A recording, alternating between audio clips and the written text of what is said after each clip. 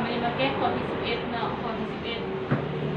จงสอบหาปริมาตรของธาตุละลายเริ่มต้นที่ต้องการเพื่อนำใช้ในการปรุงแต่งธาตุละลายต่อไปนี้เขาบอกปรุงแต่งธาตุละลายอะซิดคลอริด 6.0 โมลหรือ6 โมลต่อเดซิเมตรก้อนจำนวน500ซมก้อนจากธาตุละลายอะซิดคลอริดสูตร12 โมลต่อเดซิเมตรก้อนเนาะเขาแก้คนละข้อเนาะแก้ข้อก่อนเขาก็ปรุงแต่งธาตุละลายอะซิดคลอริด6 โมล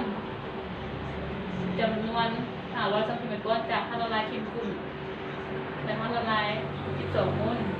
แสดงว่าตัวนี้ความเข้มข้นตัวนี้ต้องเป็นความเข้มข้นที่2มันบอกเพราะว่าปรุงแต่งจากเลยตัวนี้ต้องเป็นความเข้มข้นที่1ความเข้มข้นที่2แมนอยากได้แมน6 โมลเนาะโมลเจอเดซิเมตรก้อนปริมาตรที่เขาอยากได้ที่2กับแมน500แต่ว่าความเข้มข้นที่1เราความเข้มข้นที่1มี12 โมลแสดงว่าเขาถามหาที่1นี่เท่าไหร่เพราะว่าเขาว่าจะต้องหาปริมาตรของธาตุเริ่มต้นเด็กแสดงว่าต้องหาปริมาตรของที่1ข้อคือกันต้องหาปริมาตรของที่1คือกันฉะนั้นเขาสามารถใช้สูตรนี้เนาะ C1 V1 เท่า C2 V2 V1 ก็ต้องเท่ากับ C2 V2 ส่วนให้ C1 เนาะ C2 ก็แทนซะเลยเนาะ6คูณให้V2 มัน500ส่วนให้ C1 มัน12เราออกอยู่V1 ก็ต้องออกอยู่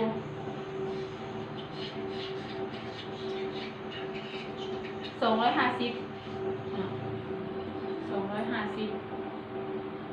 ผลน้อยเป็น2กิโลก้อนอันนี้เป็นข้อก่อเนาะวันนี้ข้อก็เส้นเดียวกันอันนี้ขออนุญาตเลือกเป็นตัวเลขเนาะ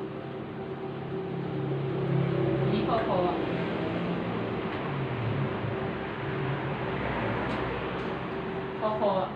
รุงแต่งธาตุละลายอะซิดนิตริกเนาะ1 โมลต่อเดซิเมตรก้อนจำนวน100ซมก้อนจากธาตุละลายอะซิดนิตริก6 โมลเนาะแสดงว่าความเข้มข้นที่2เขาอยากได้แมน1 โมล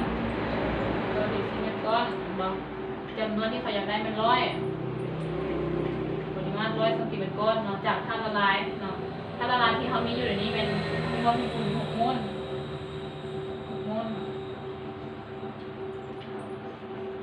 ต่อเดซิเมตรก้อนแสดงว่าเขาต้องใช้ปริมาตรเท่าไหร่สูตรคือเก่าเนาะ C1 V1 เท่า C2 V2 C1 ก็ต้องเท่ากับ C2 ส่วน C2 V2 ส่วนให้ C1 เนาะ C2 เป็น1 V2 เป็น100 C1 เป็น6เนาะแสดงว่า100 หาร 6ออกอยู่ 16.66ก้อนบอกเขาอยู่16.66ซมก้อนอันนี้แมนข้อที่11เนาะ